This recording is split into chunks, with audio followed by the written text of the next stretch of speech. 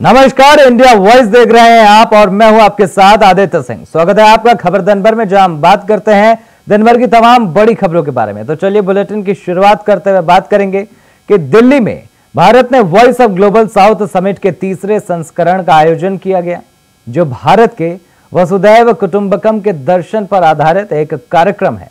आपको बताएं कि विदेश मंत्रालय ने इस सप्ताह की शुरुआत में एक बयान में कहा, यह शिखर सम्मेलन प्रधानमंत्री मोदी के सबका साथ, सबका विकास, सबका विश्वास और सबका प्रयास के दृष्टिकोण का विस्तार है। वहीं इस दौरान पीएम ने अपने संबोधन में कहा कि भारत ग्लोबल साउथ के सभी देशों के साथ अपने अनुभव और क्षमताएं साझा करने के लिए प्रतिबद्ध है। और उन्होंने क्या कुछ कहा, आइए आपको सुनाते हैं।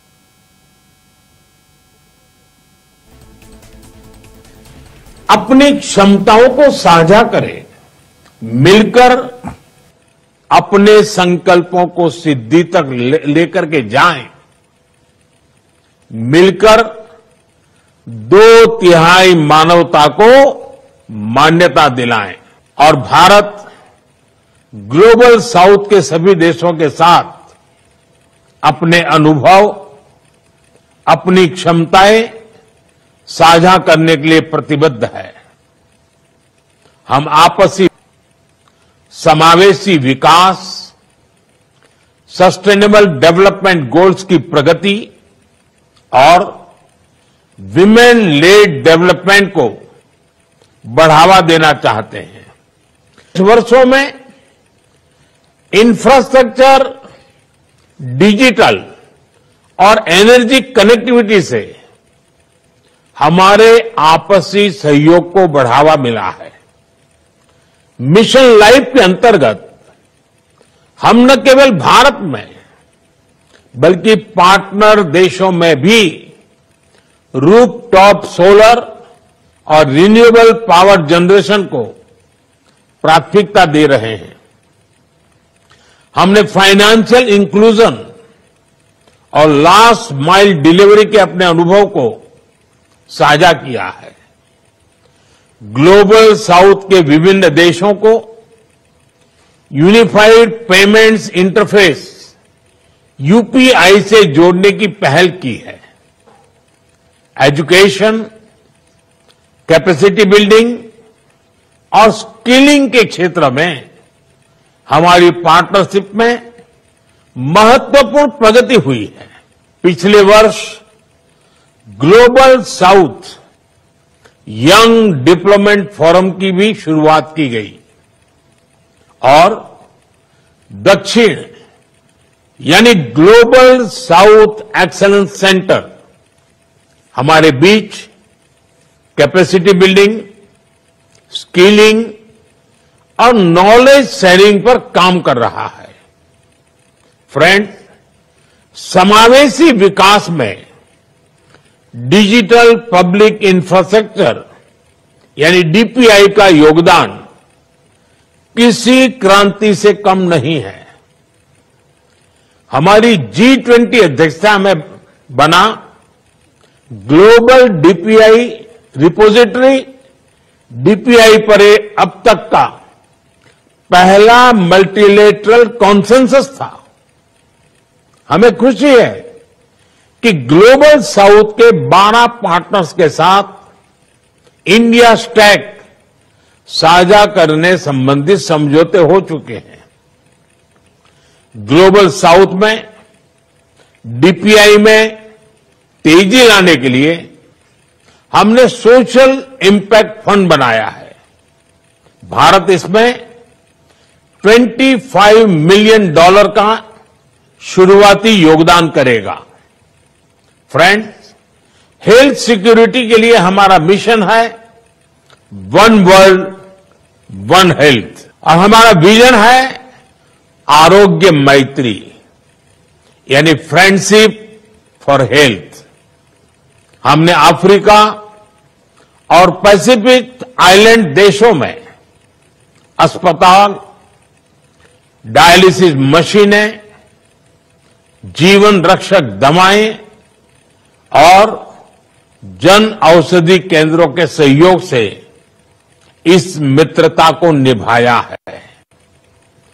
मानवीय संकट के समय भारत एक फर्स्ट रिस्पॉन्डर की तरह अपने मित्र देशों की सहायता कर रहा है। पापुआ न्यू गिनी में ज्वालामुखी फटने की घटना हो या कीनिया में बाढ़ की घटना, हमने गाजा और यूक्रेन जैसे कॉन्फ्लिक्ट क्षेत्रों में भी मानवीय सहायता प्रदान की है। Friend, voice of global south summit एक ऐसा प्लेटफॉर्म है जहां हम उन लोगों की आवश्यकताओं और आकांक्षाओं को आवाज दे रहे हैं जिन्हें अब तक अनसुना किया गया है। मेरा मानना है कि हमारी ताकत हमारी एकता में है और इस एकता के बल पर हम एक नई दिशा की ओर बढ़ेंगे। आगे बढ़ेंगे और बात करेंगे कि उत्तर प्रदेश के सीएम योगी आदित्यनाथ अंबेडकर नगर पहुंचे, जहां उन्होंने कहा कि अंबेडकर नगर अब किसी मामले में कम नहीं है। अंबेडकर नगर में उद्योग लग रहे हैं और इसके साथ ही उत्तर प्रदेश के सीएम योगी आदित्यनाथ ने इस दौरान क्या कुछ कहा, आइए आपको सुनाते हैं। और अंबेडकर नगर और खास तौर पर कटहरी के मेरे सभी युवा ऊर्जा के धनी, मेरे सभी युवा साथियों, बहनों और भाइयों, आज मुझे इस पावन धरा पर आने का अवसर प्राप्त हुआ है और ये मेरा सौभाग्य है कि श्रावण मास में मुझे श्रवण की मातृ पितृ भक्ति कैसे होती है उनकी इस पावन स्थली पर अंबेडकर नगर जनपद के युवाओं के साथ संवाद का एक अवसर प्राप्त हुआ है। मैं इस अवसर पर इस पावन धरा को नमन करते हुए यहां के अन्नदाता किसानों, जिनकी मेहनत से प्रदेश और देश का पेट पलता है, जिन किसानों के अथक प्रयास से खाद्यान्न के भारत के लक्ष्य को पूरा करने में उत्तर प्रदेश सफल हो पाता है, उद्यमियों का, व्यापारियों का, नौजवानों का, समाज के प्रत्येक तबके के उन सभी नागरिकों का हृदय से अभिनंदन करते हुए आज मैं अपने इन युवाओं के साथ संवाद करने के लिए विशेष रूप से अंबेडकर नगर जनपद में आया हूं। बहनों और भाइयों, आज यहां पर अनेक कार्यक्रम हो रहे हैं। इस कार्यक्रम में अभी मैं यहां आने के पहले, मंच पर आने के पहले मैंने यहां पे ऋण मेला के आयोजन को भी देखा। फिर 46 कंपनियों के द्वारा युवाओं के प्लेसमेंट के लिए, नौकरी के लिए लगाए गए स्टॉल को भी देखा और युवाओं के इंटरव्यू के कार्यक्रम को बहुत नजदीक से देखा। मैंने यहां की महिला स्वयंसेवी बहनों के द्वारा किए जा रहे प्रयास को भी बहुत नजदीक से महसूस किया। मैंने यहां के उद्यमियों के द्वारा अंबेडकर नगर जो आज से 7 वर्ष पहले माफिया और अपराधियों के कारण अपनी पहचान को समाप्त कर रहा था, इस जनपद में नए उद्योग आ रहे हैं। इस कार्य को, उद्यमियों के प्रयास को ही मैंने देखा और फिर मुझे अपने युवाओं को टैबलेट देने का और जॉब पत्र देने का भी अवसर प्राप्त, नियुक्ति पत्र देने का भी अवसर प्राप्त हुआ है। एक साथ यहां पे बृहद रोजगार और ऋण मिला। 5100 युवाओं को आज टैबलेट वितरण का कार्यक्रम होने जा रहा है। इसके लिए मैं आप सबका हृदय से अभिनंदन करता हूं, आपको बधाई देता हूं और अपनी शुभकामनाएं देता हूं। अंबेडकर नगर आज बगल में अयोध्या धाम के द्वारा अयोध्या धाम में जो परिवर्तन देखने को मिल रहा है, उसका लाभ अंबेडकर नगर जनपद को सीधे सीधे मिलने वाला है।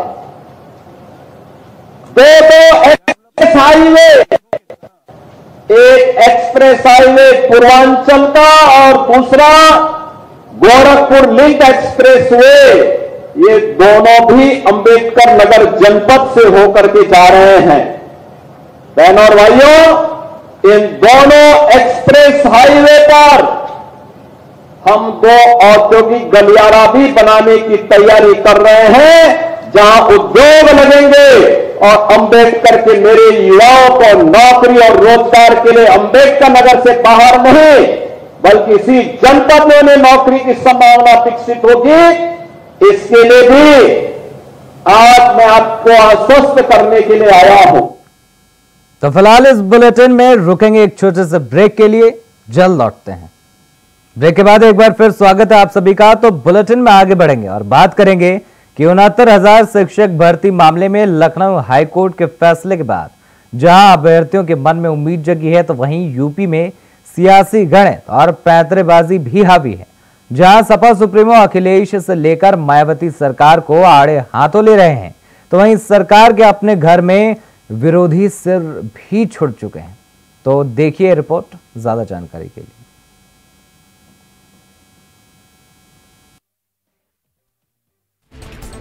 प्रदेश में 69,000 शिक्षक भर्ती मामले में हाईकोर्ट के आदेश के बाद सियासी गलियारों में सियासी बयानबाजी तेज है।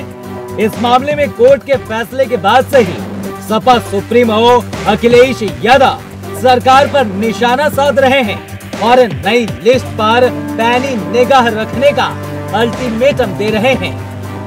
ये लड़ाई बहुत लंबी लड़ी है और जहां मैं कोर्ट का धन्यवाद देता हूं। कोर्ट ने संज्ञान लिया, कोर्ट का धन्यवाद देते हैं। वहीं सरकार को भी अधिकारों को नहीं छीनना चाहिए। जो अधिकार संविधान से मिले हैं उन अधिकारों को सरकार न छीने और जो 3 महीने में मुझे उम्मीद है जो संघर्ष रहा है पिछड़ों का वो कामयाब होंगे। अब अखिलेश ने पोस्टकार्ड इस मामले में सरकार को घेरते हुए अभ्यर्थियों के साथ की बात कही है, तो वहीं बसपा सुप्रीमो मायावती ने पोस्ट कर सरकार पर अभ्यर्थियों के साथ न्याय नहीं करने की बात का आरक्षण पर सवाल उठाया है। मगर एक तरफ जहां इस मामले में अभी तक विपक्ष के विरोधी सुर सुनने को मिल रहे थे, तो वहीं अब कोर्ट के फैसले के बाद सरकार के अपनों के भी टेढ़े सुर सुनाई दे रहे हैं। अखिलेश की तरह ही अपना दल एस की अनुप्रिया पटेल भी सरकार को आंखें तरेलती नजर आ रही है। अनुप्रिया पटेल ने कहा है, कोर्ट ने जो बातें कही हैं हमेशा से वही कहती आई हूँ। अब उम्मीद करती हूँ कि वंचित वर्ग के प्रति न्याय होगा। यानी साफ है कि बयानों से सरकार को कटघरे में खड़ा किया गया है।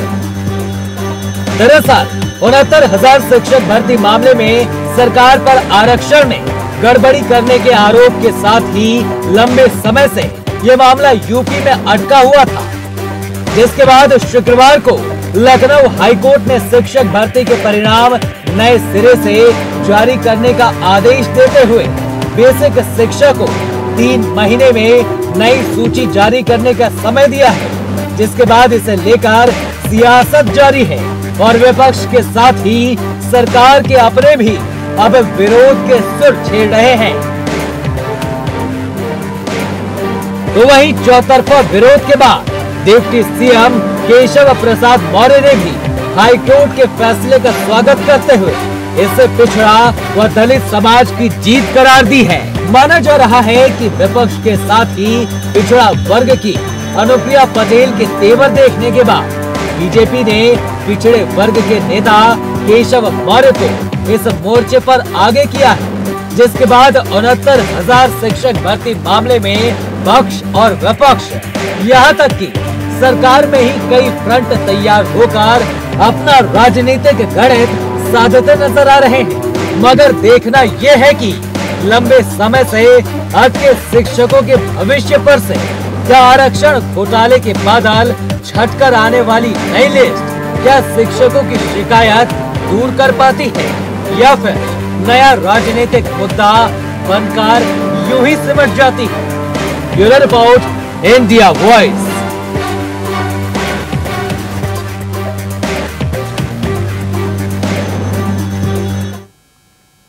तो वहीं अब बात करेंगे आरजीकर मेडिकल कॉलेज एवं अस्पताल में महिला डॉक्टर के साथ हुए वारदात को लेकर देश भर में अलग अलग जगहों पर डॉक्टरों का प्रदर्शन जारी है।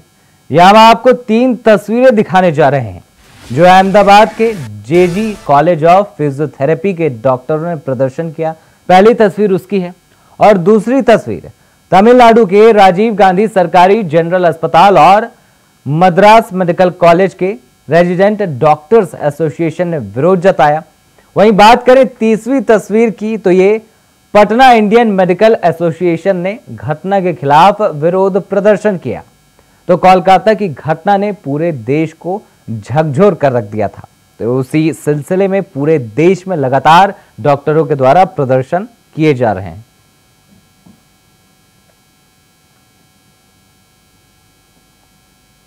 तो चलिए अब रुख करते हैं राष्ट्रीय राजधानी दिल्ली का, जहां आम आदमी पार्टी के नेता मनीष सिसोदिया ने कालका जी मंदिर में दर्शन किए।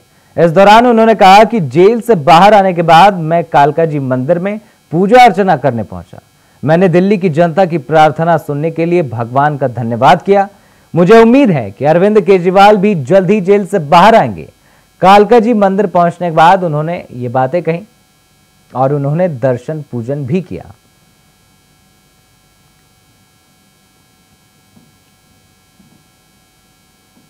आज मैं कालका माई के चरणों में अपना सर झुकाने आया था। हम सब दिल्ली के लोग और दिल्ली में पूरे देश के लोग ये कहते हैं कि कालका माई दिल्ली की रानी है, देश की रानी है। तो जेल से बाहर आने के बाद रानी माँ के चरणों में, कालका माई के चरणों में अपना सर झुकाने आया था और माई के चरणों में यही प्रार्थना है कि हम सब से, दिल्ली के लोगों से और भी किसी से कहीं कोई भूल चूक हुई हो तो आप तो रानी माँ हैं, क्षमा करिए और अपनी कृपा बनाए रखिए।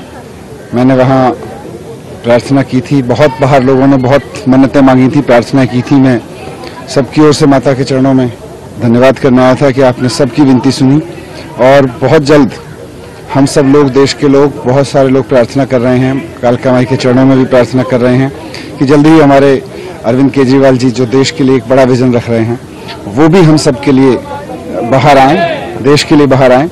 और मुझे पूरा यकीन है कि बहुत जल्द कालका माई की कृपा होगी और वो भी हम सब के बीच आएंगे। चलिए बात करते हैं झारखंड की, जहां पूर्व मुख्यमंत्री चंपई सोरेन के भाजपा में शामिल होने की अटकलों पर सियासत आई है और अब इसे लेकर पूर्व अध्यक्ष, आपको बताएं कि भाजपा के पूर्व अध्यक्ष दीपक प्रकाश ने कहा कि मैंने ये बात सिर्फ खबरों में सुनी है, प्रामाणिक जानकारी नहीं है। चंपई सोरेन एक अच्छे मुख्यमंत्री के तौर पर झारखंड की सेवा कर रहे थे और सब कुछ केंद्रीय नेतृत्व पर निर्भर करता है। वो एक बहुत बड़ी शख्सियत है, लेकिन जिस तरह से उन्हें मुख्यमंत्री पद से हटाया गया वो काफी दुर्भाग्यपूर्ण है। कि इस प्रकार की खबरों को मैंने भी खबरों में ही सुना है, इसकी ऑथेंटिक जानकारी मुझे नहीं है। और जब ऑथेंटिक जानकारी होगी तो सबसे पहले मैं आपको, किसी भी मुख्यमंत्री को अपने मंत्रिमंडल में किसको रखा जाए, किसको नहीं रखा जाए, उनका विशेष अधिकार होता है। लेकिन लोकतंत्र में भी व्यक्ति और विधायक और सांसद को अपनी भूमिका अदा करने का अधिकार। नेतृत्वकर्ता के रूप में झारखंड की सेवा कर रहे थे, अच्छे मुख्यमंत्री के रूप में उन्होंने झारखंड की सेवा किया है, बेदाग मुख्यमंत्री और कुशल नेतृत्वकर्ता के रूप में झारखंड में उनका नाम एक मुख्यमंत्री के रूप में याद है। चलिए बुलेटिन में आगे बढ़ते हुए बात करेंगे। बलरामपुर में पूर्व सांसद बृजभूषण शरण सिंह का विवादित बयान सामने आया है, जिसमें उन्होंने कहा कि अयोध्या अगर है तो गॉर्डन एवं गोंडा के कारण है। सुनिए उन्होंने क्या कुछ कहा। गोंडा का नहीं है, फिर अयोध्या का नहीं है, यानी पुराने फैजाबाद का नहीं है, जितना सुंदर इतिहास हमारा है। और आपने केवल अटल जी को ही नहीं प्रधानमंत्री बनाया। अरे ये तो वैसी पूर्ण भूमि है कि एक दिन केवल 1 घंटा भाषण किए थे मोदी जी और जाकर के यहां से मुख्यमंत्री बन गए थे। यही स्थान है, मुझे याद है, यही सा स्थान है। सभागार का रूप थोड़ा अलग था, ये चेंज हुआ है। यही स्थान है और यहीं पर समाचार मिला था, मोदी जी को बुलाया गया था और जाकर के वहां मुख्यमंत्री बने थे। तो भाइयों, अटल जी, हम लोग थोड़ा गलती किए हैं, हमने भी किए, इसलिए हम लोग गलती को सुधार करें। हम अयोध्या से भी नाता जोड़े रहे, भले ही अयोध्या वाले उठा उठा करके हम लोग फेंकते रहे, मंदिर उद्घाटन में हम लोगों का न्योता नहीं आया। चलिए आप मत भेजिए न्योता, तेरस बंद करा दिया आपने। हम जल चढ़ाने जाते थे, आपने बंद करा दिया, चलिए आपको मुबारक। हम हनुमान जी का दर्शन करने जाते थे, आपने वो भी बंद करा दिया, आपको मुबारक। आप हमें फेंकते रहो, लेकिन हम अयोध्या को अपना मानते रहेंगे, क्योंकि अयोध्या अगर है तो गोनक की धरती। तो सुन रहे थे आप, उन्होंने क्या कुछ कहा। ये बयान विवादित भी कहा जा रहा है। तो चलिए बुलेटिन में आगे बढ़ते हैं और बात करेंगे कि बाराबांकी में तालाब से मछली पकड़ने का एक मामूली सा बात पर विवाद हो गया। विवाद में दबंगों ने एक दलित परिवार को जमकर पीटा, तो वहीं दबंगों ने मां बेटे को लाठी और डंडों से पीट कर घायल कर दिया। तो वहीं मारपीट का लाइव वीडियो सोशल मीडिया पर तेजी से वायरल हो गया और पीड़ित परिवार ने तहरीर दी, जिस पर पुलिस ने गंभीर धाराओं में मुकदमा दर्ज करते हुए आरोपियों को गिरफ्तार कर लिया है और घायल दोनों ही मां बेटों को पुलिस ने इलाज के लिए अस्पताल में भर्ती भी कराया है।